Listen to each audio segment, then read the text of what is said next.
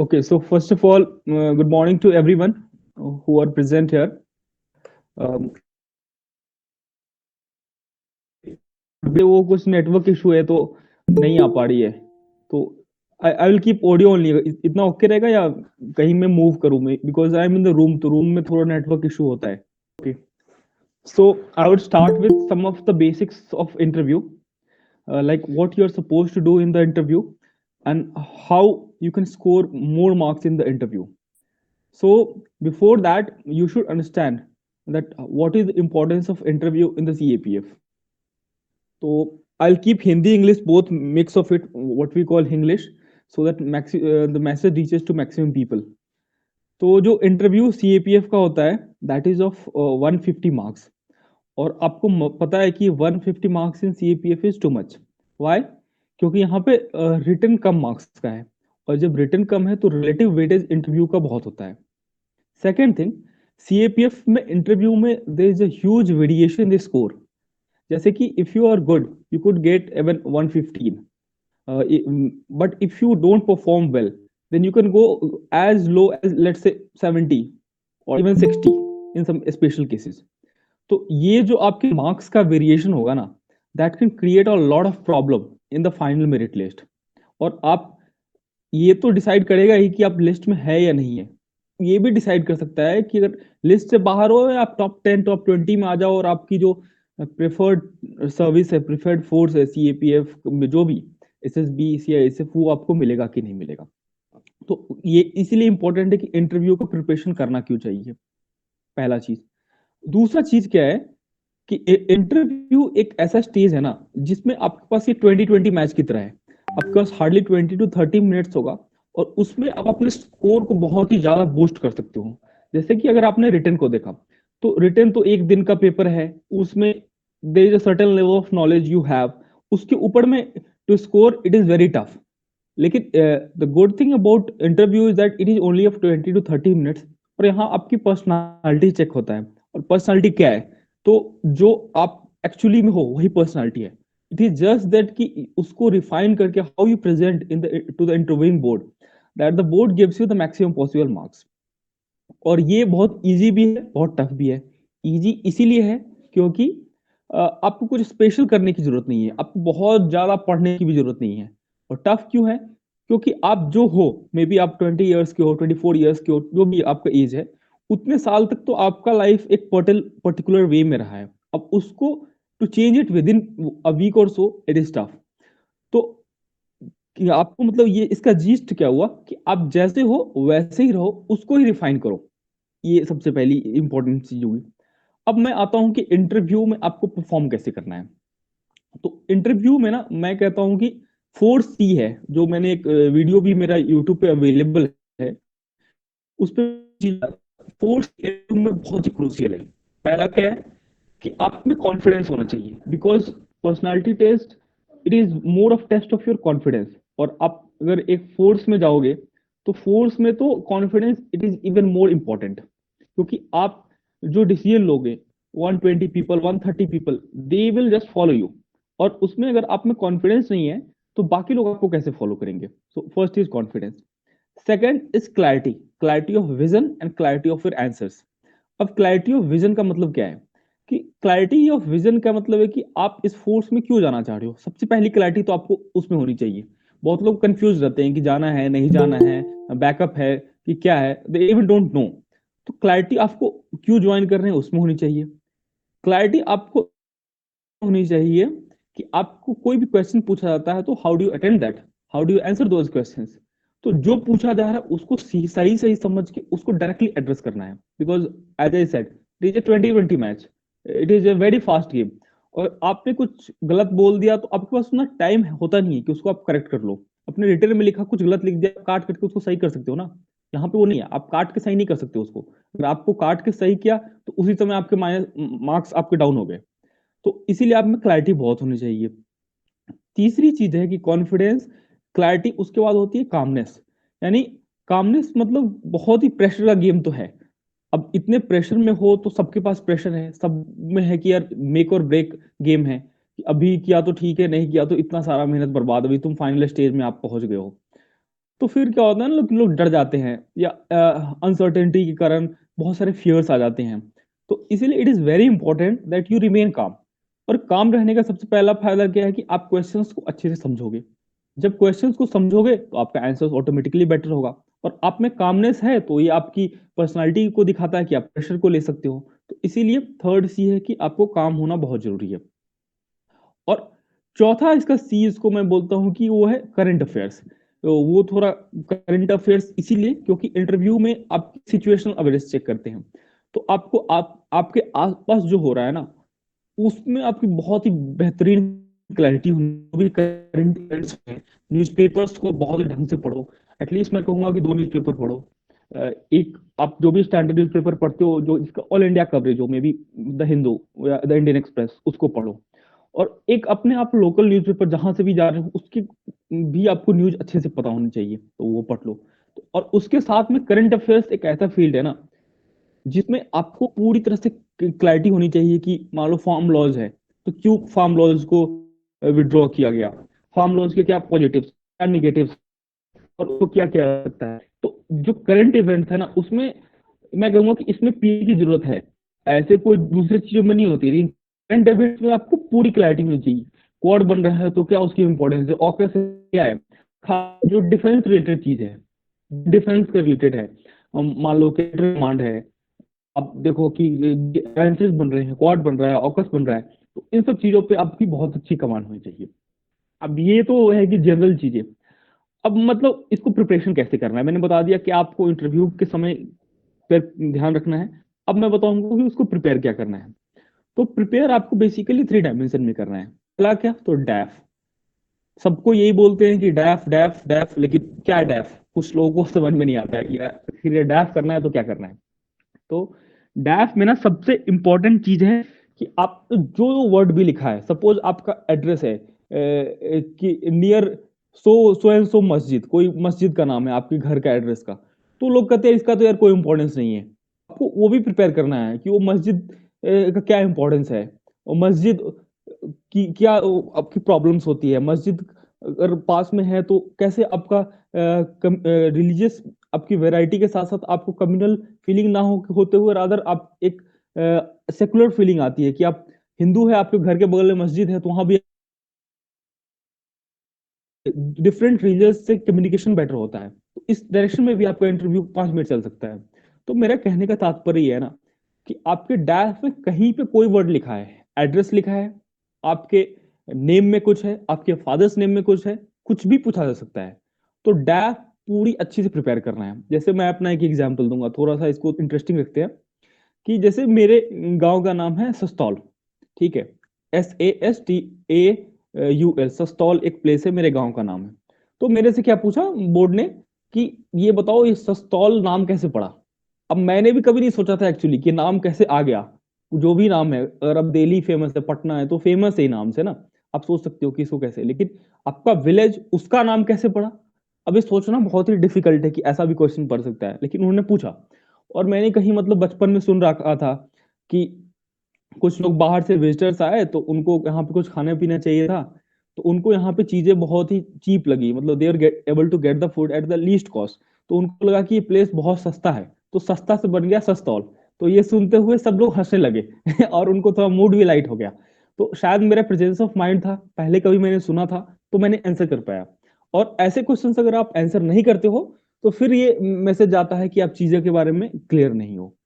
तो इसीलिए क्या इंपॉर्टेंट है कि आपको डायफ का एक एक वर्ड पता होना चाहिए। आप उसमें सबसे इंपॉर्टेंट क्या है डायफ में, तो आपके ग्रेजुएशन सब्जेक्ट आपको ढंग से प्रिपेयर कर लो। कि कोई अगर इंजीनियर है और उन्होंने 2-3 साल से इधर सिविल्स की तैयारी कर रहे हो, बाकी कोई तैयारी कर रहे हो, और आपका छूट रखा है इंजीनियरिंग, तो थोड़ा सा पढ़ लो बेसिक्स।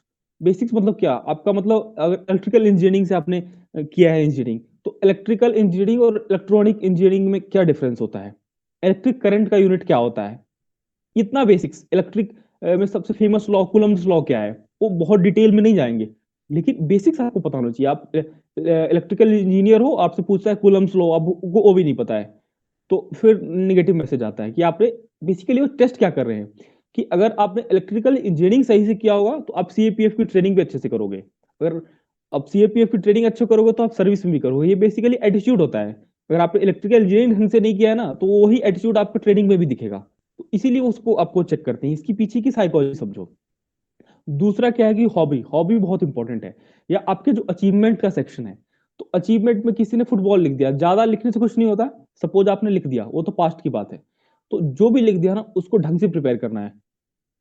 और उस चीजों में ना आपको मतलब जो भी आपको क्वेश्चन, आपने फुटबॉल लिख दिया, आपने लॉन टेनिस लिख दिया, तो लॉन टेनिस के इंडिया में सबसे बड़े प्लेयर्स कौन कौन है, लॉन टेनिस की टर्मिनोलॉजी क्या है, इंडिया लॉन टेनिस में परफॉर्म उतना अच्छा क्यों नहीं कर पा रहा है, ग्रैंड स्लैम विनर्स इंडिया से क्यों नहीं आ रहे हैं।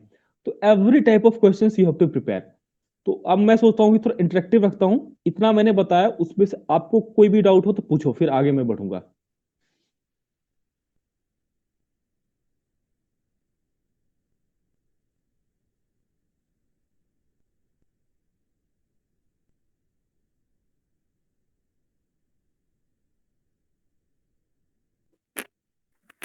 Good morning sir. Hello sir.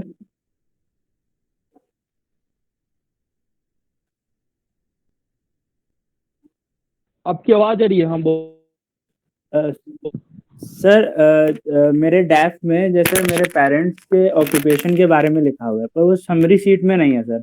जैसे my mother is a doctor and my father is an advocate.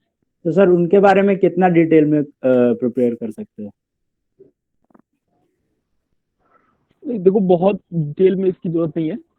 मतलब इतना ही करना है कि वो फादर मदर, आप एडवोकेट नहीं हो ना, तो आपसे एडवोकेट के क्वेश्चन नहीं पूछेंगे। लेकिन ये जरूर पूछ सकते हैं ना, लॉ एंड ऑर्डर।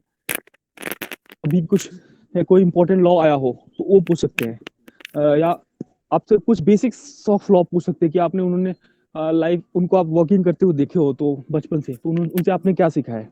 तो यही से पूछेंगे आपसे।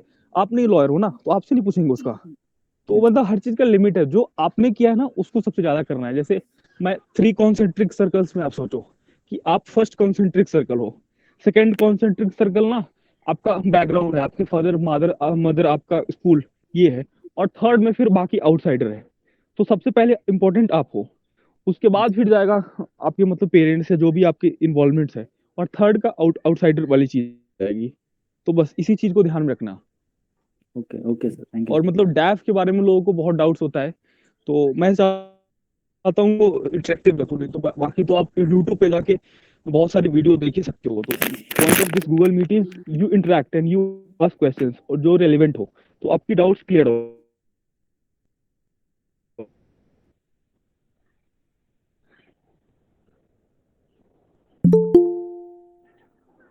तो किन्हीं के पास कोई क्वेश्चन नहीं है कि कुछ पूछना भी है।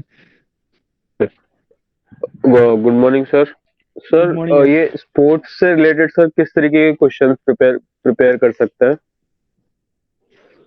हाँ देखो, वेरी गुड क्वेश्चन, ये बहुत अच्छा क्वेश्चन है। अब देखो मैं इसको क्या बताता हूँ कि आप ना कहीं से भी अगर आपको सीईपीएफ लास्ट ईयर या कहीं और के टेलीग्राम ग्रुप कहीं से भी आपको क्वेश्चंस मिल जाते हैं, तो वहां से आप क्वेश्चंस ले लो, सबसे बेस्ट हुआ है। नहीं मिलता है वो, तो आप क्या करो ना, सिविल सर्विस के ना क्वेश्चंस बहुत ही इजीली अवेलेबल होते हैं। आप गूगल पे भी सर्च कर दो तो फोरम आईएएस या बाकी जो इंस्टीट्यूट्स है वो कंपाइल करके रखती है पिछले 3-4 साल के क्वेश्चंस को, कि जो इंटरव्यू में पूछा जा रहा है। तो आप उस डॉक्यूमेंट को ले लो, जी। पीडीएफ फॉर्म में होगा, या पीडीएफ फॉर्म में जनरली डॉक्यूमेंट होता है। तो आपका मान लीजिए स्पोर्ट्स है फुटबॉल या हॉकी, तो आप कंट्रोल F करके सर्च करो फुटबॉल, ठीक है। जी सर। सर्च करो हॉकी, और फिर उसमें आपको डायरेक्टली आपको वो क्वेश्चन मिल जाएंगे जो आपके अरीना का होगा, उन सबको प्रिपेयर कर लो। उसके बेसिस पे आप अगले क्वेश्चंस को थोड़ा सोच लो कि और क्या क्या पूछा जा सकता है। ये बेस्ट तरीका है प्रिपेयर करने का डैफ। कि सिविल्स के सीएपीएफ का थोड़ा इशू होता है कि नहीं मिल पाता है, ओ, जैसे है टेलीग्राम ग्रुप्स वगैरह है। जो मैंने लास्ट टाइम जब मैं अपीयर कर रहा था, तो था टेलीग्राम ग्रुप जिसमें लोगों ने शेयर कर रखा था अपने अपने क्वेश्चनियर को। आप सर्च कर लेते हो सकते हो तो उसको सर्च कर लो। नहीं सर्च कर पाते हो तो सिविल के उठा लो, कोई फर्क नहीं पड़ता है। इंटरव्यू स्टेज पे दोनों लगभग सेम ही होता है, बस हाँ वहां पे थोड़ा सा आपको सिविल ओरिएंटेड क्वेश्चन होता है, यहाँ पे डिफेंस ओरिएंटेड क्वेश्चन होता है, बस डिफरेंस इतना ही होता है। आपके डैफ का जो चीज है ना, आपके हॉबीज या आपके स्पोर्ट्स या आपके बाकी प्लेस के स्टेट के क्वेश्चंस, वो सब क्वेश्चन सेम ही होते हैं, वो डिफरेंट नहीं होता है। तो वहां कर लो, आपका मान ली बिहार स्टेट है, सबको, जी। जैसे झारखंड स्टेट है या केरला स्टेट है, तो आप वही सिविल वाला मैंने बोला ना, फोरम आई प्रिंट, उसको आप सर्च कर लो बिहार। बिहार से जितने भी क्वेश्चंस होंगे ना, आपको वहां पे एक साथ मिल जाएंगे। तो उसको कंट्रोल एफ कर करके आप सर्च कर लो। और ये मैं मतलब सबको रिकमेंड करूंगा कि ये आप जरूर करो। One of the most important चीज ये है। और कोई question? Hello, sir. This is Kshitij. Thank you sir. Hello, sir. This is Kshitij. Hi. Thank you for conducting this session, sir, for us. Sir मेरा ये क्वेश्चन है sir आपसे कि फोर्स प्रेफरेंस में सर, जैसे मैंने CISF दिया है, तो सर एक तो फर्स्ट फोर्स प्रेफरेंस में अगर वो लोग पूछेंगे कि क्यों आपने CISF दिया है, उसका सर थोड़े पॉइंट्स अगर आप बता सकें। और सर अगर वो पूछें कि आपका लास्ट प्रेफरेंस, जैसे सर ऐसा कोई ऑर्डर नहीं था कि मतलब मतलब सोचा नहीं था कि मैं ITBP लास्ट दूंगा, लेकिन मेरा ITBP हो गया है लास्ट, तो सर उसके रिगार्डिंग भी अगर आप कुछ पॉइंट बोल पाए कि क्या मतलब बोल सकें कि why this is your first preference and why this is your last preference, sir, तो kindly sir. देखो, इसका बहुत ही सिंपल सा आंसर है। बेसिकली मैं आपको थोड़ा सा हिंट दे देता हूँ, लेकिन मैं कहूंगा कि खुद ही आप प्रिपेयर करो कि आपने किसी को फर्स्ट क्यों दिया है, लास्ट क्यों दिया है। But still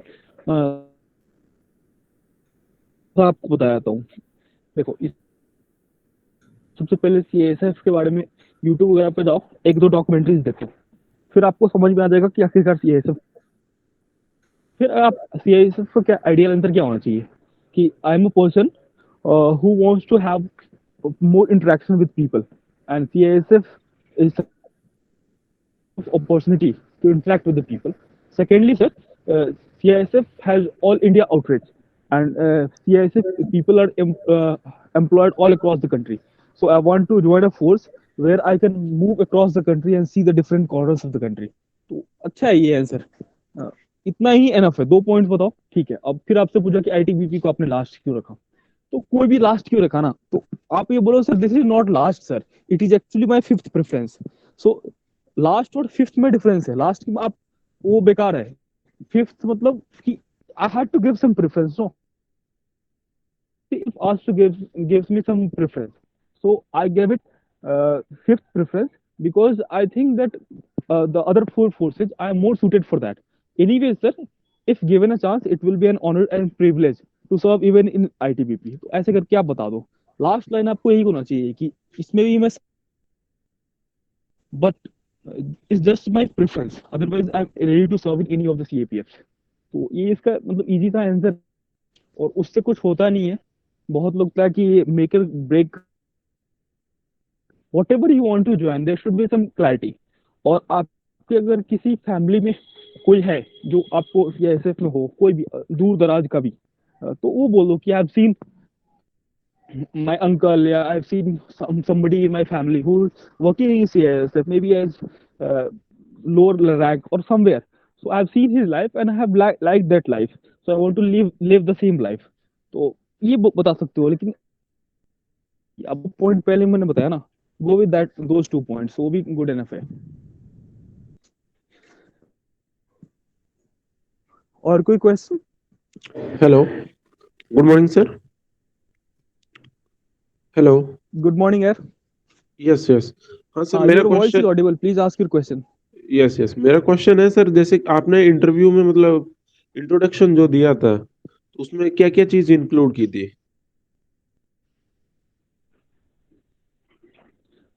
please ask your question once again, clarity नहीं यस, हुई थोड़ा सा।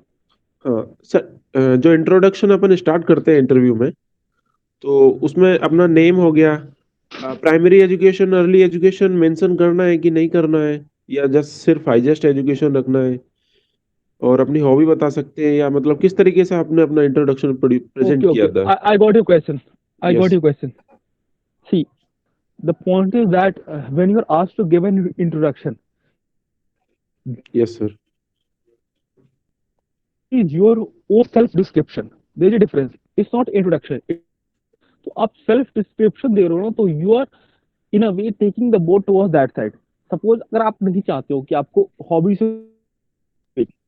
हॉबी आप बताओ मत उस इंट्रोडक्शन में, आप चाहते हो कि आपके स्कूल से क्वेश्चन नहीं आया, तो यू नेवर मेंशन एक्चुअली आप भी इन a proper way.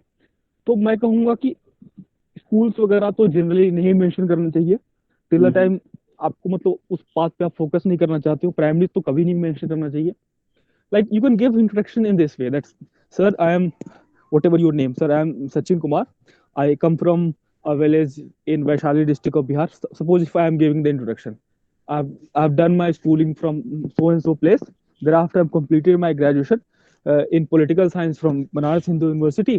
As of now, I am doing my post graduation and also preparing for competitive examination. तो इतना भी दे दो, फिर आपसे वो मान लो आपने लास्ट बताया कि आपका ग्रेजुएशन कहाँ से किया है, तो मान लो बताया जो भी आपकी यूनिवर्सिटी है, तो आपसे यूनिवर्सिटी से फिर क्वेश्चन पूछेंगे। यानी जो आपका लास्ट लाइन होता है इंट्रोडक्शन का, it is very high chance कि उससे क्वेश्चन, अगर आप हॉबी को अपने लास्ट में बताओगे तो फिर हॉबी शुरू करेंगे। तो यू बी प्रिपेयर्ड कि आप किससे पूछवाना चाहते हो क्वेश्चन, और in a way they can ask from anything जो आप इंट्रोडक्शन में बताते हो। तो उसमें आई थिंक कि आपको 2-3 हिंट, एक में एक तो क्वेश्चन पूछ ही दे। Yes yes. हाँ सर, हेलो। और आपको you are losing the opportunity, क्योंकि you are losing the opportunity to drive your interview in the direction you want to. Yes yes.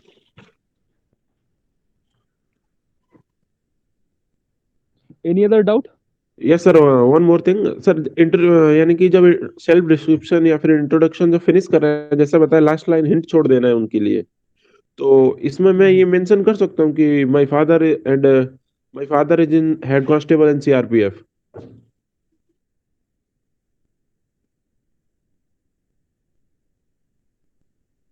Hello hello. यार आप अपना वीडियो बंद कर लो, वीडियो लगाने से शायद आपका ऑडियो कट जा रहा है। वीडियो बंद कर लो, बस क्वेश्चन पूछो आप। हाँ हेलो। या it is Audible now? Okay. हाँ सर, जैसे कि आपने बोला ना लास्ट में एक हिंट छोड़ देना है इंट्रोडक्शन खत्म करते करते, तो उसमें मैं सोच रहा हूँ कि लास्ट में मैं जाते जाते बोल दूं कि and my father is head constable in CRPF. या it's very good. I think अगर आपके फादर खुद सीएपीएफ में है और उसको आप लास्ट में बोलते हो तो बहुत अच्छा है, क्योंकि हाँ दैट शोज नो कि आपकी फैमिली में ही वो हिस्ट्री रही है and you are more interested to join CAPF. That is but natural, because yes it happens no कि मेनी पीपल वो बस एग्जाम ऐसे ही दे रहे हैं या they are taking CAPF as backup, और आप अगर ऐसे बताते हो कि आपका हेड कांस्टेबल आपके पापा है सीआरपीएफ में, तो yes yes it is good, it is very good. The point is फिर आपको सीआरपीएफ अच्छे से प्रिपेयर्ड होना चाहिए। यस। आई आल्सो और preferred CRPF as the first मान लो प्रेफरेंस। हाँ, अब आपसे मान लो नेक्स्ट क्वेश्चन फिर यही पूछ देते हैं कि CRPF, then it will create the problem. I hope you yes understand. Yes yes sir. तो मैं उसको और अच्छे से प्रिपेयर कर लूंगा अगर मैं करना चाहता हूँ तो। हाँ मतलब उसमें ना देखो, 2-3 हिंट आपको छोड़ने की कोशिश करनी है, क्योंकि इट इज नॉट नेसेसरी। आपने बताया ना सीआरपीएफ आपके फादर है, तो हो हाँ सकता हाँ। है कि बोर्ड को उसमें इंटरेस्ट ना हो, तो ओके। 2-3 हिंट छोड़ दो। जैसे मैंने बताया, तो मैंने वैशाली बताया, Vaishali itself is historical place, तो क्या पता उनको वैशाली में इंटरेस्ट आ जाए। मैंने अपने स्कूल छोड़ दिया, तो स्कूल मेरा मान लो फेमस है, तो स्कूल में ही छोड़ दिया। मैंने अपने ग्रेजुएशन सब्जेक्ट छोड़ दिए, तो 3-4 हिंट छोड़ दो, तो किसी न किसी में वो पूछ ही दो। Okay okay sir. और ज्यादा भी नहीं करना चाहिए। आप 3-4 का मतलब ये नहीं कि आपने आपका जो वीक, कोई किसी ने इंजीनियरिंग किया और उसको इंजीनियरिंग सब्जेक्ट में कॉन्फिडेंस बिल्कुल भी नहीं है, तो don't mention your engineering stream, just say that I have completed my graduation from this college. अच्छा सर, जैसे कि मैंने ग्रेजुएशन किया है जूलॉजी बॉटनी से, तो अभी तो मतलब समझ नहीं आ रहा मेरे को उसमें क्या एप्लीकेशन हो सकता है सीएपीएफ में। हाँ, तो मैं सिर्फ इतना बोल सकता हूँ कि आई हैव डन माय अब ग्रेजुएशन तुम मत फ्रॉम बताओ दिस ना, कॉलेज। सीधा बता दो हाँ। कि आपको यस। ईयर बता दो, क्या तो ईयर बता दो कि मैंने 2017 में ही कर लिया है, तो बोर्ड में एक इंप्रेशन पड़ जाएगा ना कि चलो पहले ही किया है इसने, तो उतना इसको भूल गया होगा ये। Yes yes yes. You have to play smartly, I think you are getting the point. Yes sir, I am getting. और कोई क्वेश्चन है डेस्क रिलेटेड?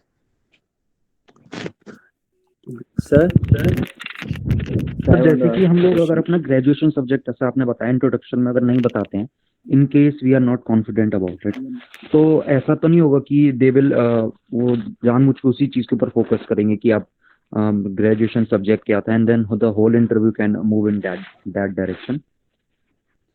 देखो, पूछने के लिए तो कुछ भी पूछ सकते हैं, दैट्स द बेसिक फैक्ट। और उन्होंने मान लिया आपसे पूछा, आपने नहीं बताया और नेक्स्ट क्वेश्चन पूछ दिया कि okay you have done graduation, तो ये बताओ किस सब्जेक्ट में किया है, और फिर आप इस डायरेक्शन में तो जा सकते। चांस कम है ना एज ए ह्यूमन बीइंग। और वो बोर्ड दिन में ना दे टेक ऑलमोस्ट 20 इंटरव्यूज, और पूरे साल बस वो इंटरव्यू लेते हैं, तो उनको आप में कोई एक्स्ट्रा इंटरेस्ट नहीं है। यू अंडरस्टैंड दिस बेसिक फंडा। हमारे लिए ना पूरा हमारा हार्डवर्क, और हमने जितना भी बिग बिग डी डे जिसको बोलते हैं, उनके लिए कोई डी डे नहीं है। उनके लिए बस you are a candidate to whom they have to give 20 minutes और 30 मिनट्स, और उनको पता है कि this guy is going to join a very and they have constitutionally they are bound to take the best people possible. तो बस अपना वो काम कर रहे हैं, उनको आप पे कोई इंटरेस्ट नहीं है। अगर आप भी दिन में ना 20 इंटरव्यू लेते हो और पूरे साल वही ले जाता है वो, तो यू अंडरस्टैंड दिस बेसिक फंडा कि आपको अपना इंटरव्यू आपको अपने डायरेक्शन में जाना है, उनको कोई उतना इंटरेस्ट नहीं है आपने। सर जैसे मैंने सिविल इंजीनियरिंग किया है 2017 में, तो मैं उसको इंट्रोडक्शन में कैसे मतलब बोल दूं कि I have completed graduation in 2017, बस इतना? हाँ इतना। अब देखो, अगर आप लास्ट लाइन ये बोलते हो कि आप कंप्लीटेड ग्रेजुएशन इन 2017 और नहीं बोला, लास्ट लाइन ये बोला, तो फिर बोर्ड क्या है कि समझेगा कि जान के हाइड कर रहा है, लास्ट लाइन अगर रही है तो। लेकिन आपने बीच में ये बोला, उसके बाद दिया आपका हॉबी बता दिया, या अब कुछ और जो रिलेवेंट इन्फॉर्मेशन है वो बता दिया, तो फिर वो माइंड डिस्ट्रैक्ट हो जाएगा ना, वो भूल जाता है आदमी। बोर्ड में जब पूछ रहे हो भूल जाता है कि उसने ग्रेजुएशन क्या बताया था, लास्ट पे फोकस जाता है generally. Okay sir, thank you. Hello, Hello, sir. sir. Good morning, sir. Hello, sir. Yeah. Sir, my question is, sir, am I audible to you? या you are audible, please ask your question. तो मेरा question ये है, क्या हम हिंदी में दे सकते हैं इंटरव्यू? हाँ, ये बहुत अच्छा क्वेश्चन है, और मतलब I answer this question very well. I hope it will make others also clear regarding this. देखो, यूपीएससी इंटरव्यू का ब्यूटी है ना, आप इनफैक्ट कोई भी लैंग्वेज में दे सकते हो, यस सर। आप Okay, कोई sir. रीजनल लैंग्वेज उसमें भी दे सकते हो। तो Sir, पॉइंट है कि आपको हिंदी में देना चाहिए, यस सर। सर मेरा नेक्स्ट क्वेश्चन यही था कि जिस जैसे, लैंग्वेज में आप कंफर्टेबल हो। Okay sir. सर जैसे मतलब कई डिफिकल्ट वर्ड्स होते हैं जो या यू हिंदी प्लीज के, आस्क। सर जो डिफिकल्ट वर्ड्स होते हैं हिंदी के, जैसे उनकी जगह हम इंग्लिश यूज कर सकते हैं वहाँ पर? क्वेश्चन। सर जो हिंदी डिफिकल्ट का वर्ड, एक्चुअली मतलब ये नहीं होता है ना कि आप पूरा ही हिंदी यूज कर रहे हो, एकदम जो डिफिकल्ट वर्ड है वो use. Okay sir. Real sense means English, कि आप हिंदी भी बोल रहे हो, जो आपके टेक्निकल टर्म्स है उसको इंग्लिश में बोल रहे हो। जैसे मान लो कि मैरीटाइम सिक्योरिटी है, यस सर। मैरीटाइम सिक्योरिटी हो सकता है आपको हिंदी में नहीं पता हो क्या बोलते हैं, तो एज इट इज बोल दो, कोई फर्क नहीं पड़ता है। और language is not at all an issue. वो आपकी लैंग्वेज टेस्ट करने के लिए वहां पे नहीं बैठे हैं। और जब आप सीपीएफ में चले भी जाओगे ना, आप अपने जो पीपल है जिनको आप कमांड करोगे, जो फोर्स को कमांड करोगे, उनसे आप तो हिंदी में ही बात करने वाले हो, इंग्लिश में तो बात करने वाले हो नहीं। उनको ये बात पता है, तो वो आपकी लैंग्वेज को एक्चुअली देख ही नहीं रहे हैं। वो देख रहे हैं ना कि आप चीजों को कैसे आंसर करते हो। आप हिंदी में दे रहे हो, इसके लिए क्या आप अंडर कॉन्फिडेंट हो, फिर आपको मार्क्स नहीं आएंगे। लेकिन आप Okay, हिंदी sir. में दे रहे हो, अच्छे से दे रहे हो, तो no issue, you can get 110 से भी आपको मिल सकता है। Okay sir, thank you. Sir, Good morning, sir. और इसमें एक चीज और मैं ऐड करूंगा कि देखो, हिंदी और या कोई भी रीजनल लैंग्वेज का इशू क्या है ना, कि in our country English is a sign of knowledge, but actually it is not, it's just another language. और किसी को अच्छा इंग्लिश बोलने आता है does not mean that he is a good person, it does not mean that he is knowledgeable, it is just yet another language. We need to get out of this colonial hangover. ऐसा कुछ है नहीं कि English में बोल रहे हो तो आपको ज्यादा मार्क्स आएगा। People who have given interview in English and they are flawless in that, they get 60 marks, और जो हिंदी में देते हैं they get 100 marks, provided they are confident. Okay sir. हम लोग सर ऐसा भी हो सकता है कि जैसे कि इंग्लिश में स्टार्ट करते हैं और उसके बाद then we can switch over to Hindi पूरे इंटरव्यू के लिए, या फिर मतलब कितना प्रोपोर्शन होना चाहिए जो कि एक हमको ठीक रहेगा अच्छा आप इंटरव्यू ये के बताओ, आपको ये फॉर्म भरना होता है ना, उसमें आपसे लैंग्वेज ऑफ इंटरव्यू पूछा जाता है, उसमें आपने क्या भरा है? लिए? सर इंग्लिश भरा है मैंने। तो आपने वहां पे इंग्लिश भरा और अब इंटरव्यू आप हिंदी में देना चाहते हो, तो अच्छी बात नहीं है। It shows that you are not a person who can take decision. आप उस समय हिंदी भरते ना, जी तो इंग्लिश, तो the board is mentally prepared that we are going to take the interview in English. तो वो आप जो लिखा है आपको जनरली वही जाना चाहिए। वो बोर्ड बीच में बोल देगा कि if you are not comfortable in English you can speak even in Hindi, फिर आप बोल दो हिंदी में। लेकिन आपने इंग्लिश लिखा है, आप स्टार्ट हिंदी में कर रहे हो, so that is not good because you are not able to take the decision. Again it is all about decision making power. वो आपकी पर्सनालिटी बाहर आ रही है ना, you are actually confuse. Sir आपका इंटरव्यू हिंदी में चला था ज़्यादातर टाइम या इंग्लिश में? तो ये हिंदी इंग्लिश क्लियर है क्या अब? जी सर। Yes sir. जी सर। ठीक है, तो आई होप डैफ के रिलेटेड हो गया है। I will move to the second Next. Arena. Hello, sir sir. One more question sir. डैफ है। Yes, sir. हाँ, तो मैं थोड़ा Hello, कंप्लीट good करता morning, हूँ, sir. फिर you can ask question. I'll request everyone to wait for few minutes. I'll just complete two other part interview, then I can take few more questions. तो पहले मैंने बताया था कि डैफ है। Okay sir. डैफ के बाद दूसरा है कि एचआर मींस कि your capacity to handle human resources. Interview में जाते हो तो एचआर रिलेटेड क्वेश्चन आपसे जरूर पूछा जाता है। सिमिलरली अगर आप, तो यहाँ पे एचआर का फॉर्म हो जाता है कि फोर्स मैनेजमेंट, यानी फोर्स को लीडरशिप, जो आपकी क्वालिटी चाहिए, आपकी सोशल स्किल,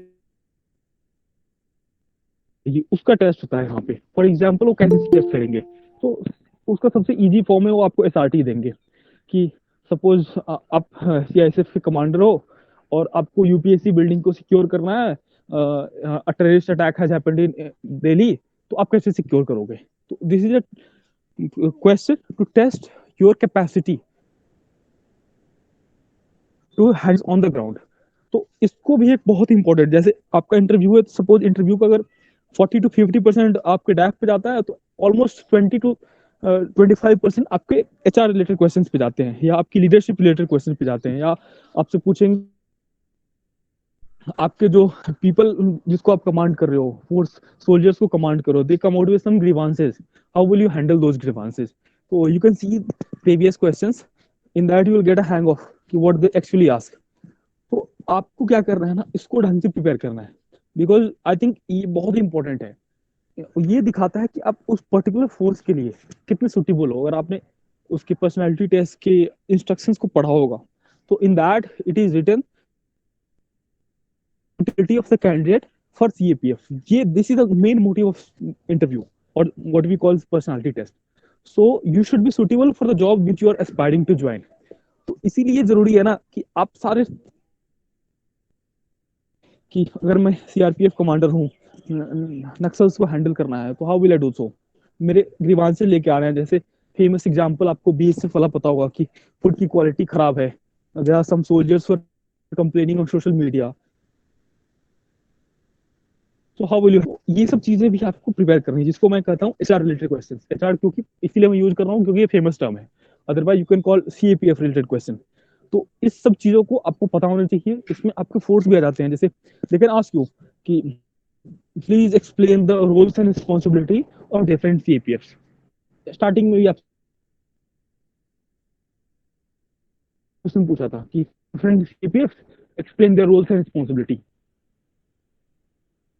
फिर क्लैरिटी से पता होनी चाहिए कि एसएसबी है सपोज, तो कब फाउंड हुआ, क्या उस एटीबीपी क्या ओरिजिनल मैंडेट था, अभी क्या मैंडेट है।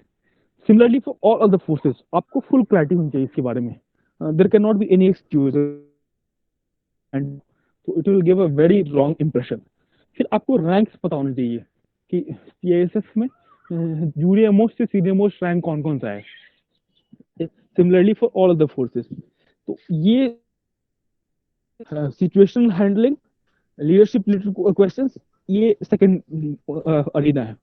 जो थर्ड है, एंड अगेन जो मैंने पहले ही बताया था, fourth see that is current affairs. तो अगेन करंट अफेयर्स बहुत इंपॉर्टेंट है इंटरव्यू के लिए, क्योंकि करंट अफेयर्स से बेसिकली क्या चेक कर रहे हैं, your situational, your awareness regarding surrounding.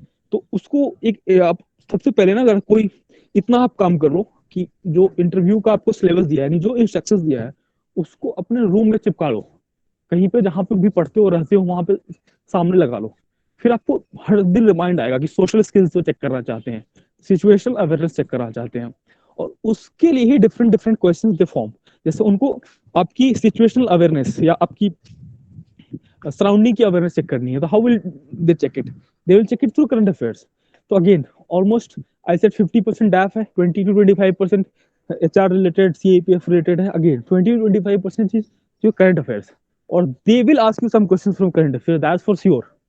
तो करंट अफेयर्स में ना आपको बहुत ही अच्छी क्लैरिटी होनी चाहिए। You start reading newspapers if you are not reading them, और पढ़ भी रहो तो you just try to recall कि पिछले 2-3 महीने में क्या क्या इंपॉर्टेंट इशू हुए हैं, क्या इंपॉर्टेंट लॉज आए, क्या इंपॉर्टेंट लेजिस्लेशन आए, इकोनॉमिक इश्यूज क्या है, पॉलिटिकल इश्यूज क्या है, और उसको ढंग से प्रिपेयर करना है। एकदम पूरी सी क्लैरिटी होनी चाहिए आपको, प्रोज कॉन्स सारे पता होना चाहिए। और जो उसमें भी सबसे इंपॉर्टेंट क्या है, तो जैसे जैसे आपका इंटरव्यू नजदीक आने रहता है ना, तो जो न्यूज जितना नजदीक होता है उसकी इंपॉर्टेंस उतना ही ज्यादा होता है। अगर रिटर्न में गए तो रिटर्न में क्या होता है, 2 महीने पहले का ही न्यूज आपको आ सकता है ना एग्जाम में, या 1 महीने पहले का, उसके बाद का न्यूज तो नहीं आ सकता है। इंटरव्यू की क्या खासियत है कि जब आप इंटरव्यू दे रहे हो उससे 1 घंटा पहले भी कुछ हुआ ना, वो भी आपसे पूछा जा सकता है, और इनफैक्ट उसकी प्रोबेबिलिटी तो सबसे ज्यादा होती है। तो इसीलिए ना आपको न्यूज़पेपर्स को ढंग से पढ़ना है। आप जिस दिन इंटरव्यू देने जाते हो उस दिन का भी न्यूज़पेपर पढ़ के जाना है। Even if you are going to appear in the morning session, still you should at least go through the headlines of the newspaper. और वो आपसे कभी कभी यही सिंपल क्वेश्चन पूछ देते हैं, tell me the 5 major headlines of today's newspaper. तो ये बहुत ही इंपॉर्टेंट है, इसको पूरी ध्यान से आपको करना है, डेली करना है। और आई विल से कि if possible you start listening to all India radio. All India radio Hindi English both version, जो भी आप लैंग्वेज में कंफर्टेबल हो उसको सुनो, क्योंकि ऑल इंडिया रेडियो का ना कवरेज बहुत ही वाइड होता है, और जनरली जो इंटरव्यूइंग बोर्ड है ना वो भी वही सब पढ़ के सुन के आते हैं।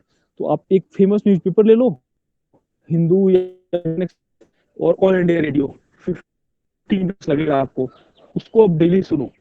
और basically why I am telling you to listen to All India Radio, क्योंकि आप वहां पे बोलने वाले हो ना, तो when you listen to the correct pronunciation of the word, the correct way to say that, तो आपको ऑटोमेटिकली वो वर्ड की क्लैरिटी और अच्छे अच्छे वर्ड्स भी आपके दिमाग में आते रहते हैं। तो ये करो, और इतना चीज आप करो तो मुझे लगता है कि इंटरव्यू डन है। और उसके बाद मैंने बता ही दिया कि 4 चीज आपको क्या ध्यान में रखनी है जब आप इंटरव्यू में जाते हो। तो और इतना करने पे I think everything should fall into its place. और बाकी तो अपना कॉन्फिडेंस है, कॉन्फिडेंस और हाउ डे, तो यही है। If you do all these things I don't interview अच्छा नहीं जाएगा, और all of you should do well. In fact I say कि इतना मेहनत कर रहे हैं स्टडी फंडा प्रवीण सर, तो you should all pay it back by getting the highest possible marks and getting the top possible rank. तो my all the best formally.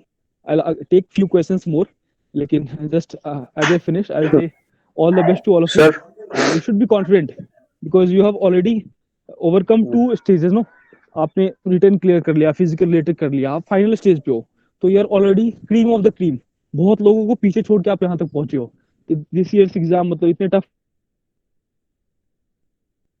क्या हो, वैकेंसीज कम हो गई, but still you are being selected, तो you are good. It is just to have that confidence. जैसे जैसे interview नजदीक आता है, पीपल स्टार्ट को लगता है कि नहीं अब हम अच्छे नहीं है, but you keep reminding yourself. जा रहे हो तो यू रिमाइंड योरसेल्फ कि the board who are taking my interview वो कोई मेरे पे एहसान नहीं कर रहे हैं, मैं आई एम कैपेबल इनफ कि मैं इंटरव्यूइंग बोर्ड के पास पहुंचा हूँ, इसीलिए मेरा इंटरव्यू लिया जा रहा है। और but other side of it कि यू डोंट बिकम एरोगेंट कि मैंने बहुत कुछ पा लिया है। You just be confident. There is a difference between confidence and over confidence. तो ओवर कॉन्फिडेंट नहीं होना है, लेकिन कॉन्फिडेंस बहुत ही जरूरी है। So that's it from my side. If you guys want to ask any question, I'll take few more questions, or you try to ask questions from different sides Yes, sir. so that everything gets covered. Yes, sir. Chalo, please ask your question. Sir, my question is, sir. Yes, sir. Sir, my question is, sir, as you are from RIMC, sir, any school-related questions, sir? Any difference between the different schools, feeder अच्छा, institutions? आप किसी सैनिक school वगैरह से कहीं से हो क्या? जी सर। किस सैनिक स्कूल से हो? सर RMS है सर, RMS बेलगाम। अच्छा, हाँ देखो यार, ये तो पूछेंगे, मेरे से पूछा था, जैसे मैं अपना एग्जांपल देता हूँ कि उन्होंने मेरे से पूछा कि you are from RAMC, so what's the difference between Sainik school, RMS and RAMC। ये तो क्वेश्चन पूछा है, इसको मैंने बताया। फिर मैं अगेन क्वेश्चन पूछते हैं कि चलो ये बताओ कि तुम्हारे स्कूल, RAMC, सैनिक स्कूल और एक नॉर्मल पब्लिक स्कूल में क्या डिफरेंस है। और ये इतना इजी क्वेश्चन लगता है, but it is not that easy question, क्योंकि जब आप उसको बताने लगते हो ना, तो इतने सारे डिफरेंस Yes, sir. है और तीन तीन डिफरेंस को करना है। तो that you need to practice in front of mirror. आप मिरर के सामने बोलो कि अगर आपको बोला जाए तो। और पॉइंट इज कि आपके पास टाइम ज्यादा नहीं होता ना, you have to explain it within 2 minutes या 3 मिनट्स। और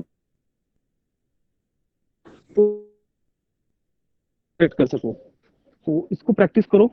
और हाँ, अगर आप RMS से हो तो आपसे ये क्वेश्चन जरूर मेरे से ही पूछा था कि why didn't you join NDA। ठीक है, आपके पास स्ट्रॉन्ग बैकिंग होनी चाहिए उसको बोलने के लिए। और Yes. जो भी आप रीजन लेते हो, स्टिक टू इट, कि वो आपको चेक करेंगे कि ये झूठ बोल रहा है कि सही बोल रहा है। तो वो आपसे पूछेंगे कि नहीं, you didn't want to join, Yes. then won't you join? फिर the government has wasted so much of money on you, but you are not joining. It's not that. Whatever you're doing in life, if you are honest and you are serving well, आप civil में जा रहे हो, आप farmer बन रहे हो, कुछ भी, and they know this fact कि good people are needed every corner, in every corner. तो वो इससे बुरा नहीं मानते हैं। The point is they want to check your confidence. तो आपको बार बार क्वेश्चन करेंगे कि नहीं आप गलत कर रहे हो। तो you Yes. have your the self belief in you, और बोलो कि सर जो भी है, सर मेरा सिलेक्शन नहीं हुआ SSB में, रिटन में सिलेक्शन नहीं हुआ because I was poor in mathematics, कुछ भी बताओ, बट Yes. उसको स्ट्रॉन्ग बैकिंग के साथ बताओ। Okay. Yes. Okay. Okay. Thanks a lot. Hello sir. Sir as if I have given 13 SSBs, ये CDS और ये FCAT की, तो इसका भी कोई नेगेटिव इम्पैक्ट होगा कि why you are not selected in previously? आप ही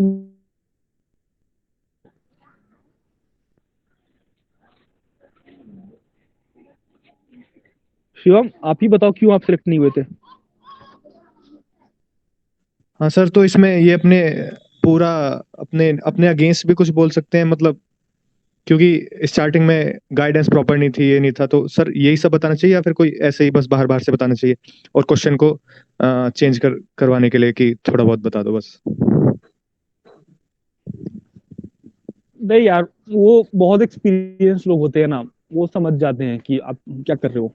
you know all are mind games, ठीक है। So it is futile to become fool. Actually we will become fool by getting low marks. तो ऐसा मत game करो कि झूठ बता दो कि सर बोर्ड में SSB में ही गड़बड़ी है।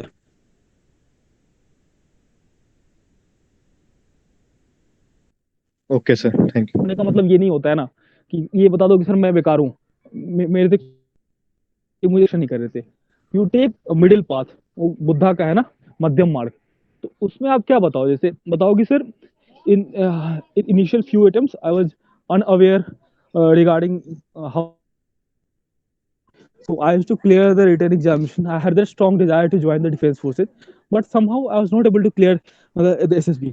Later on, as I realized that I have to do things in a particular way, but still, despite my best of efforts, I could not get through. But still, sir, I have the desire to put on the uniform. That's why now I'm trying for CAPF so that I can fulfill my dream. तो ये इस positive direction में लेके चलो ना कि आप 13 SSB दियो यार, that takes a lot of tenacity in you, it is not that easy. तो ये आपकी दिखा रहा है ना कि आप कितना विलिंग हो यूनिफॉर्म पहनने के लिए।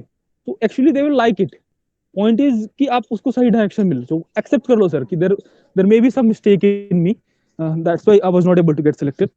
आई have tried to figure it out. जैसे कुछ ऐसी चीज बताओ कि सर मेरा स्पोकन इंग्लिश उतनी अच्छी नहीं थी, ठीक है, या इनिशियल फ्यू अटेम्प्ट्स में I had less of knowledge of current events, उसके कारण नहीं हो पाता था।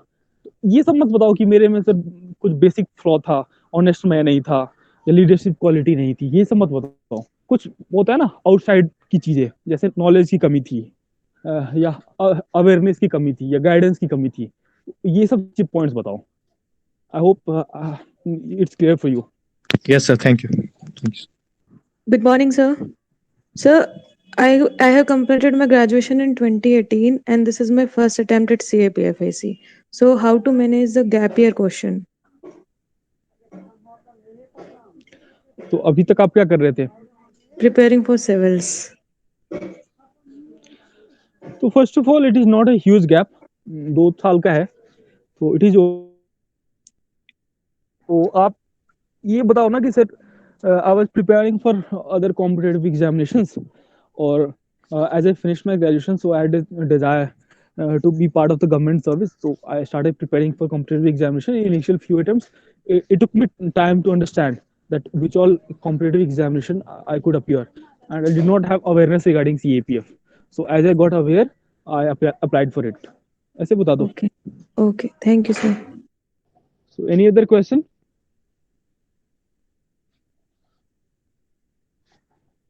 Sir, any NCC related questions? हाँ देखो यार, you have raised a very good point.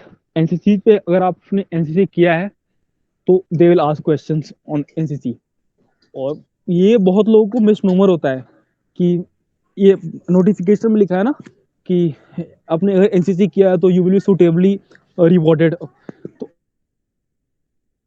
आपने एनसीसी किया है ना तो it can go both the sides.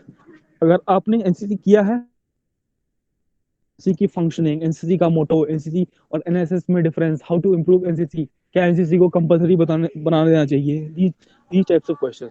और अगर आप आंसर अच्छे से करते हो तो of course that will boost your marks. लेकिन अगर आपने इस क्वेश्चंस को नहीं बताया तो again it will go against you.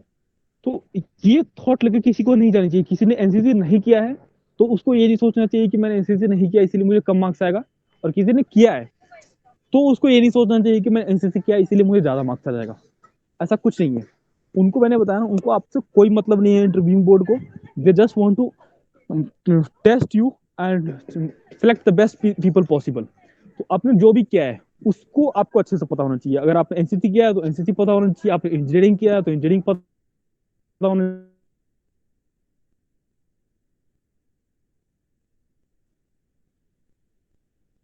Because it's all about attitude.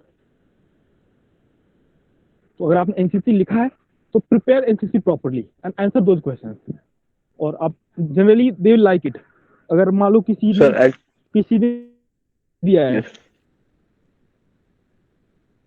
तो अगेन यूनिफॉर्म फोर्सेस के लिए आपने एनसीसी किया, again they will like it provided you have done it well.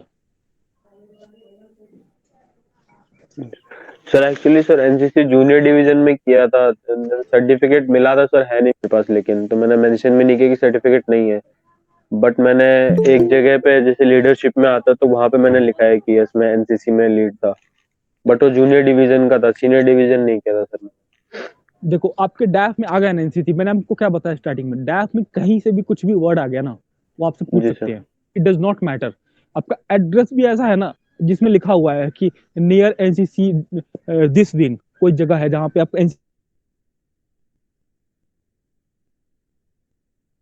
डैफ में वर्ड आना चाहिए। बिकॉज जो बोर्ड होता है ना उनको बस एक हिंट चाहिए, कहीं से उनको क्वेश्चन पूछना है।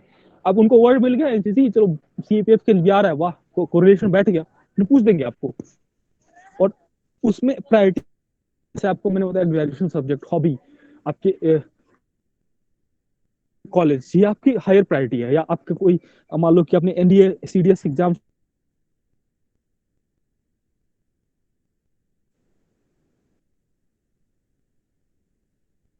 पूछेंगे ताकि आप को चेक कर सके ना कि आप कितना अवेयर हो सराउंडिंग्स के बारे में। तो एक दो क्वेश्चन तो पूछते हैं जो हम कभी एक्सपेक्ट नहीं कर सकते हैं। जैसे मैंने बताया ना, मेरे गांव का नाम क्यों पड़ा, अब मैंने भी कभी ना सुना था ना मैंने सोचा था, लेकिन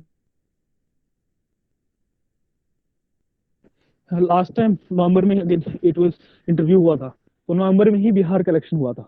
तो उन्होंने मुझसे पहले पूछा कि as you are a political science student, so as a political scientist you analyse the election of Bihar. तो मैंने बताया कि सारे अच्छी बातें ये है, डीपनिंग ऑफ डेमोक्रेसी हुआ है, people are ready to vote even during covid times, so that shows that, बताया। फिर मेरे से अचानक से पूछते हैं बोर्ड के चेयरमैन सर कि so did you won't this time in Bihar election, और मैंने वोट नहीं किया था, और मेरे मुंह से ऑनेस्टली मैंने सोचा, मैंने मुंह से ऑनेस्टली निकल गया, आई डिड नॉट वोट। अब फिर मेरे से पूछते हैं कि यार तुम तो अभी पॉलिटिकल साइंटिस्ट एकदम पूरा बड़ाई किए जा रहे थे, वोटिंग नॉट वोटेड। तो सी, अब मैं क्या इससे बताना चाहता हूँ कि उनको आपने वोट किया या नहीं किया उसमें आपको क्या इंटरेस्ट है, but basically they want to check your honesty. तो मैंने बताया सर कोविड का टाइम था, I applied added in the electoral roll, but I was not added. I again went to the higher authority, but they said that my name will be added in the next list. And before that, I was studying in my university, so I had not applied. उनको थोड़ा सा लगा कि चलो यार vote तो करना चाहिए, बट स्टिल सेड कि that's not your fault, it happens. जी सर। सर इसी से रिलेटेड, सर वोटिंग से रिलेटेड, हेलो सर। जी सर। सर वोटिंग से रिलेटेड ही है सर। सर जैसे अभी यूपी में इलेक्शन होने वाला है, यस सर। सर जैसे यूपी में इलेक्शन होने वाला है, तो मैं यूपी से हूँ, तो सर क्या वो पूछ सकते हैं कि तुम्हारे ओपिनियन में कौन सा पार्टी जीतेगी और क्यों जीतेगी, और हारेगी तो क्यों हारेगी? पूछ तो सकते हैं, लेकिन आपको पार्टी का नाम बताने से मतलब बचना चाहिए। मतलब रादर यू से ना कि गवर्नमेंट को बोल दो, ऑपोजिशन बोल दो कि गवर्नमेंट के ये इशू है, ऑपोजिशन के ये इशू है। जैसे किया है ऑपोजिशन ने क्या क्या अच्छा काम किया है, ये टर्म को यूज करो रादर नेमिंग पार्टी। पार्टी को नेम नहीं पूछते जनरली जी। कभी नहीं पूछेंगे। जैसे जब मैं जस्ट आई विल फिनिश कि ये बहुत लोगों को डाउट होता है कि क्या हमें पॉलिटिकल पोजीशन लेना चाहिए। यू सी द ट्रांसक्रिप्ट, कभी ऐसा क्वेश्चन पूछते ही नहीं है कि आपको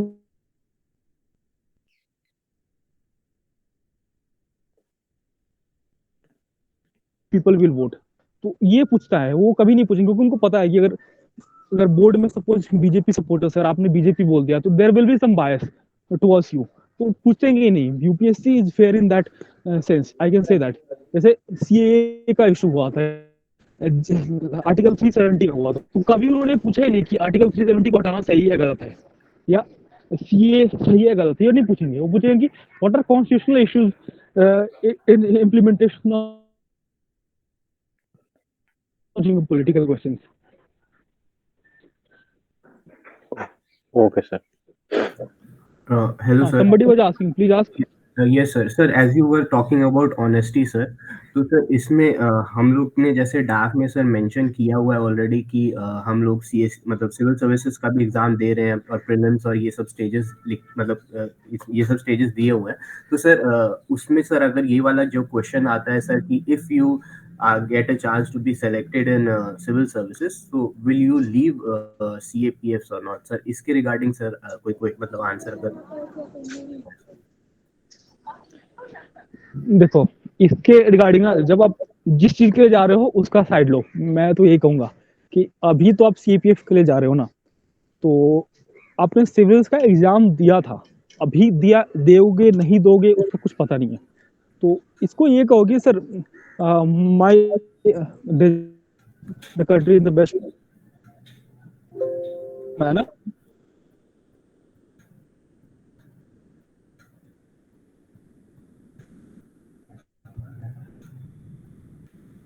if I get selected, it will be an honor and privilege to serve in CAPF.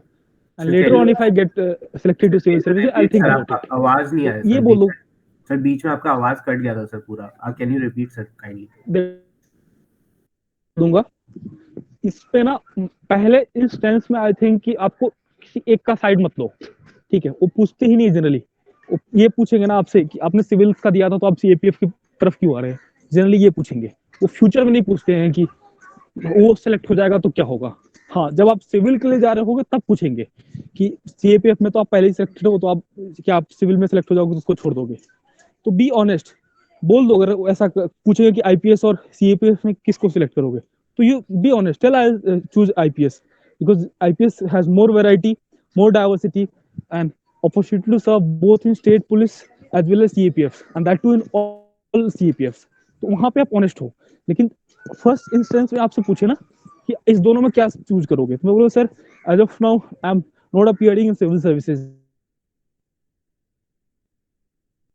so that I could later on when I'll appear for civil, later on बोलो ही मत, पहले इंस्टेंस में इतना ही फिनिश करो, think about it at that point of time, and IPS gives more variety, so I will be inclined to join IPS. IAS तब बस बताओ, तब IPS बताओ आप। सर मैंने भी सर यही सोचा था कि इन केस अगर दोनों का ऑप्शन आता है कि अगर ये बोले कि आपका दोनों में सिलेक्शन हो जाता है, तो मैंने भी यही सोचा था कि मैं सबसे पहले आईपीएस ही बोलूंगा, क्योंकि सर वो फिर आईपीएस ही हेड करते हैं, तो आई कैन से दैट कि आई will B heading a larger amount of people and will be in charge of larger force. वही मैंने सोचा सर कि आईपीएस ही बोलूंगा सर कि first preference I will B keeping IPS. हाँ, ये आंसर सही रहेगा। वही बोलना आप कि मैंने वहां पे आईपीएस के लिए I will be ready to join sir. और उतना इफ्स बट्स पे नहीं जाते यार, उतना टाइम भी होता है, वो उतना वरी मत किया तो क्या करेंगे। तो लगता है मुझे, I think we should finish now because most of the questions have been addressed. और कोई क्वेश्चन है तो I'll take couple of questions more. Sir, one last question, sir. Sir, one last question, sir. Sir. Yeah, Shiva, please hello. ask. Yes, sir. Sir, one last question, sir. Sir, dress code for the interview and sir, mustache रखना चाहिए नहीं रखना चाहिए, full clean shave होना चाहिए? Again, बहुत अच्छा question है। I think I had missed that. मैं जब बेसिक्स बता रहा था, तो ये बहुत अच्छा क्वेश्चन है। देखो इसमें क्या है ना, you should dress to the occasion. अब इसका मतलब क्या है, ड्रेस टू द ओकेजन का मतलब है कि the way you dress know that in a way shows your respect towards the board. Suppose आप इंटरव्यू के लिए जा रहे हो और आप कैजुअल लाइफली ले रहे हो, आप इंटरव्यू को उतना सीरियसनेस नहीं दिखा रहे हो जो दिखाना है आपको, तो आपको फॉर्मल ड्रेस पहनना है। अभी तो विंटर का मौसम है, तो आई will say that everybody specially male candidate you try उसको पहन के जाओ। I think that should be compulsory as of now. और मुस्टैक का जो क्वेश्चन है कि if you are comfortable in being clean shaved, then I will recommend that you go clean shaved, because moustache में ना कभी कहीं इज नो हार्म एक्चुअली, लेकिन कहीं ना कहीं थोड़ा बायस वगैरह हो जाता है कभी कभी किसी बोर्ड का। तो to be on the safer side ना, यू गो क्लीन शेव्ड, क्योंकि क्लीन शेव्ड में किसी को प्रॉब्लम नहीं होता है। और आप एक बेसिक फंडा समझिए, ये ड्रेस का क्या है। ड्रेस का बेसिक फंडा है ना कि you should not be notice for your dress, you should be but not your dress. यानी आप कुछ भी ऐसा ड्रेस पहन रहे हो ना जो बाकी लोगों से डिफरेंट है, तो कहीं ना कहीं आपके उस पार्ट पे फोकस जाएगा। अगर सब मान लो कि सूट पे जा रहे हैं, आप विदाउट सूट जा रहे हो, तो कहीं ना कहीं आप पे फोकस जाएगा कि आपने वो ड्रेस क्यों नहीं पहना है। सिमिलरली सब क्लीन शेव जा रहे हैं, आपने शेव नहीं किया है या आपने मुस्टैक के साथ जा रहे हो, तो आपकी इस पर्सनालिटी की ओरिएंटेशन पे फोकस जाएगा। तो it is generally recommended that you should not be notice for your dress, you should be notice for your qualities. तो यही है। सिमिलरली फॉर लेडीज, जो मतलब आप कंफर्टेबल हो उसमें जाओ, लेकिन वही you should not be notice for your dress, कुछ फ्लैशी नहीं होनी चाहिए, otherwise everything. The most important thing is that you should be comfortable in your dress. अब कंफर्टेबल अब कैसे होगे, अगर कोई ऐसा पर्सन है जो काफी सालों से मतलब टाई नहीं लगाया है या सूट नहीं पहना है, तो आई विल से कि 2-3 दिन ना आप टाई लगा के सूट पहन के ऐसे ही घूमो, मार्केट में भी घूमो, कहीं घूमो, अपने रूम में ही बैठो 2-3 घंटे continuously, so that you get accustom to that very fact. नहीं तो अगर आप पहली बार वहां पे जब पहन के जाओगे, तो आपका जो फोकस है और आपका कहीं ना कहीं ध्यान है ना, वो आपके ड्रेस पे ही रहेगा, और फिर आप क्वेश्चंस को कैसे आंसर करना है इन सब चीजों पे फोकस नहीं कर पाओगे। तो इट इज वेरी इसेंशियल। अब डेली आपको इंटरव्यू में जाना है, किसी ने कभी नहीं पहना है, you put on the dress which and every day 2 to 3 hours you sit in the room in the same dress. अगर आप 5 दिन ऐसा करते हो ना, छठे दिन से आप ऑटोमेटिकली कंफर्टेबल हो जाओगे। और it is very important, I will से it again, it is very important. आपको लग रहा होगा कि ये बेकार की बातें है, लेकिन जब आप इंटरव्यू में जाओगे फिर आपको समझ में आएगा कि इंपॉर्टेंट कितना हो जाता है। लोगों को मतलब टाई बांधने भी नहीं आता है। Yes, sir.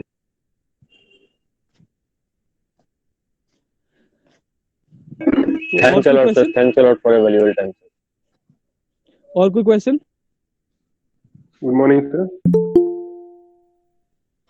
या please ask. Sir, I'm 21 years old currently, and sir, being a young candidate, sir, मेरा first attempt है CAPF में और first ही interview है, तो sir क्या attitude थोड़ा अलग और फिर expectations board की तरफ से उसको कैसे deal करना? चलो, अगेन वेरी गुड क्वेश्चन। और मैं कहूंगा ना, आपका ये थिंकिंग ना कि आप अलग, तो आप में अलग एटीट्यूड होना चाहिए, ये सबसे बेकार एटीट्यूड एक्चुअली। मैं भी यंग कैंडिडेट था, मेरा ही फर्स्ट अटेम्प्ट था, 21 इयर्स फर्स्ट इंटरव्यू। लेकिन मुझे उन्होंने क्योंकि मैं यंग हूँ, they don't care at all, ऐसा हमें लगता है। खासकर जो कोचिंग इंडस्ट्री है ना, वो हमें फीलिंग देता है कि हम यंग कैंडिडेट हो तो हमको ज्यादा चांसेस है। ऐसा कुछ नहीं है जी।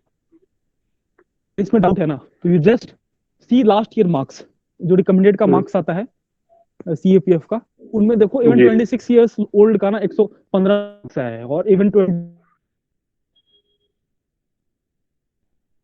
को आपकी क्वालिटी से आप में क्वालिटी रहेगा, जिसके कारण आपको सिलेक्ट कर सकते हैं, दे विल सिलेक्ट यू।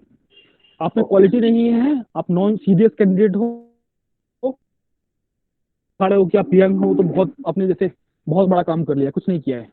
बहुत यंग लोग तो 12-13 साल में अभी जज बन जा रहे हैं, मतलब जज तो नहीं लेकिन PhD कंप्लीट कर ले रहे हैं। हमने कोई बहुत बड़ा काम नहीं किया है, बहुत बड़ा तीर नहीं मार लिया कि अगर यंग कैंडिडेट है। 20 इयर्स में तो खुद ही UPSC अलाउ कर रहे हैं ना हमें। जी सर। अब उसमें क्या एटीट्यूड होनी चाहिए, तो क्या माफ हो सकता है, क्या नहीं माफ हो सकता है।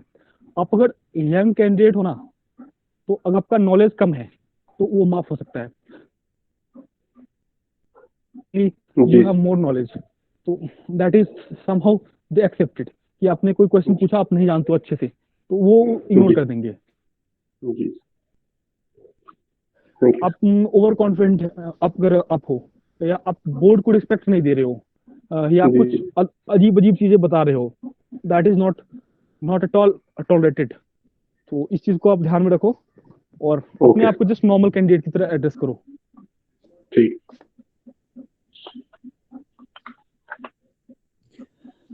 ठीक है Praveen sir, if there is any other issue which you want to bring into focus, आप बता सकते हो। Very good point sir. देखिए, इसमें क्या है ना, 2 लेवल पे काम करने की जरूरत है, एक फिलोसफिकल और थ्योरेटिकल लेवल पे, और दूसरा प्रैक्टिकल लेवल पे। तो बताऊं, तो फिलोसफिकल लेवल पे क्या है ना, कि हमें टेंशन क्यों होता है, प्रेशर क्यों होता है, क्योंकि हम ये मान लेते हैं ना कहीं कि यही तो मतलब लास्ट है, मेक और ब्रेक, नाउ और नेवर सिचुएशन है। लेकिन ऐसा बिल्कुल नहीं है। आप ये बात जान लो कि अगर आपने क्लियर कर भी लिया, फर्स्ट लिया है, तो आप पहले पर्सन ही होंगे, कैंडिडेट के लिए मैं बता रहा हूँ, जो फर्स्ट रैंक लाएंगे। और अगर आप फेल हो भी गए तो आप पहले पर्सन नहीं होंगे जो फेल होंगे। और हर साल ऐसे लोग फेल होते हैं, अगले साल आके पास होते हैं। तो थियोरेटिकल और फिलोसफिकल लेवल पे आपको ये मान लेना ना कि आप पहले पूरा प्रिपरेशन करो, जब लास्ट डे आ जाए ना तो भूल जाओ, रिजल्ट को भूल जाओ। निष्काम कर्म योग बोलते हैं ना, कि आपको रिजल्ट से कोई मतलब ही नहीं है, क्योंकि रिजल्ट आप कंट्रोल में है ही नहीं। मतलब मैंने देखा है सिचुएशन में, मैं अपना पर्सनल एग्जांपल बताता हूँ कि मैंने खुद सबसे बेस्ट इंटरव्यू किया है, सब कुछ आता था, वो नहीं हुआ। और बहुत बार ऐसा हुआ कि मुझे लगा ये चीजें मेरे फेवर नहीं जा रही है, मेरा इंटरव्यू खड़ा हुआ, तभी मुझे जो चाहता था वो मुझे मिल गया। तो इससे अगर आप जितने भी जो एक्सपीरियंस लोग हो उससे बात करोगे ना, तो आपको समझ में आएगा ना कि बहुत बार ना हम जैसा सोचते हैं वैसा होता नहीं है। और खासकर इंटरव्यू में तो बहुत ज्यादा होता है कि आप सोच रहे हो आपका इंटरव्यू अच्छा गया, आपके मार्क्स अच्छे नहीं आ सकते है, लेकिन होता है। आप सोच रहे हो कि इंटरव्यू आपका एवरेज ही नहीं, तो रिजल्ट को आप भूल जाओ, वो आपको अपने परफॉर्मेंस पे ध्यान दो। ये फिलोसफिकल लेवल पे है। अब प्रैक्टिकल लेवल पे क्या है, तो प्रैक्टिकल लेवल पे ना आपको वो प्रैक्टिस करना पड़ता है, और जो माइंडफुलनेस बोलते हैं, वो आपको कंसंट्रेशन, वो प्रैक्टिस करना पड़ता है। तो प्रैक्टिकल लेवल पे क्या है कि मैक्सिमम पॉसिबल मॉक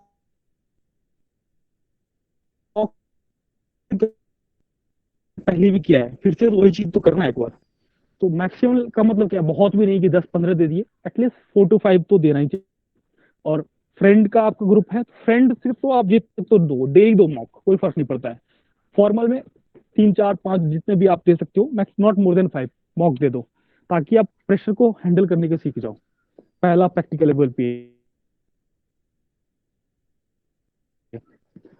मेडिटेशन वगैरह करने की आदत है तो अच्छी है, नहीं भी आदत है तो थोड़ा सा मतलब ध्यान लगाओ कि जब इंटरव्यू का टाइम हो तो 10 मिनट बैठो और माइंड में इमेजिन करो कि जब आप इंटरव्यू देने जाओगे तो मुझे अच्छे से वेलकम करेंगे, मैं अच्छा आंसर दूंगा, सब कुछ अच्छा जाएगा, मैं क्वेश्चंस को नहीं बताऊंगा तब भी मेरे से बुरा नहीं मानेंगे, और फाइनली मेरा सिलेक्शन हो जाएगा। तो इसको क्या बोलते हैं ना कि एक तरह से कहीं कहीं माइंड को हम ट्रेन कर रहे हैं कि मेरे से अच्छा होगा, अच्छा होगा। तो अगर आप कंटिन्यू 16 डे आपको एक्चुअल इंटरव्यू होगा, तो आपकी ये नेचुरल टेंडेंसी हो जाएगी कि आपका माइंड ऑटोमेटिकली आपको बोलेगा कि अच्छा होगा। तो वो है ना ऑल इज वेल वाली बात।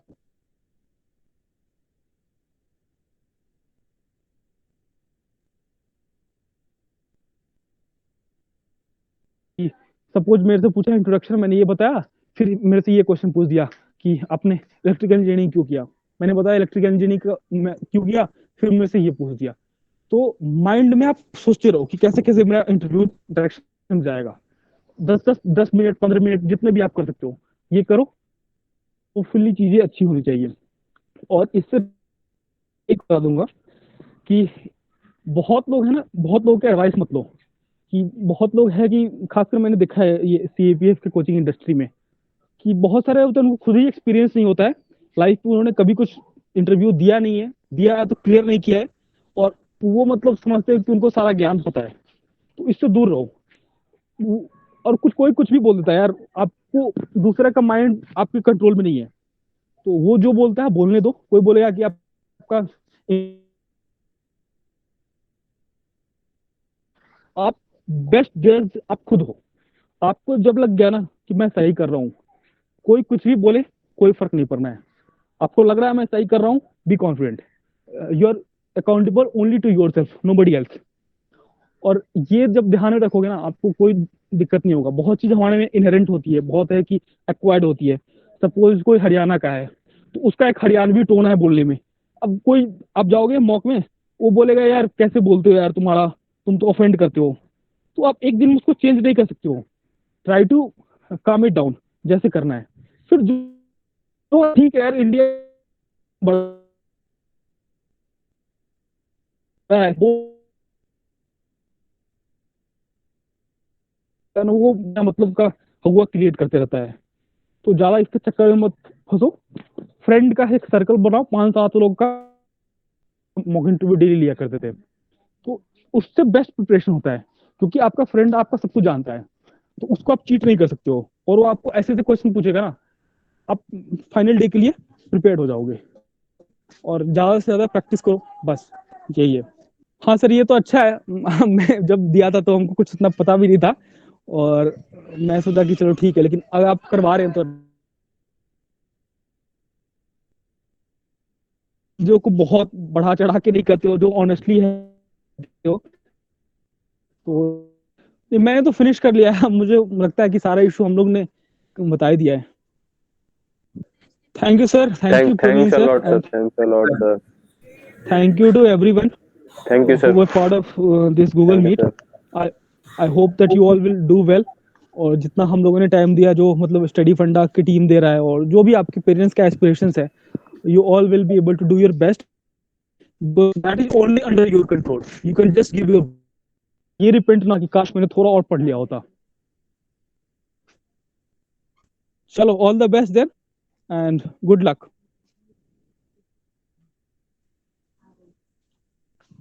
Thank you, sir.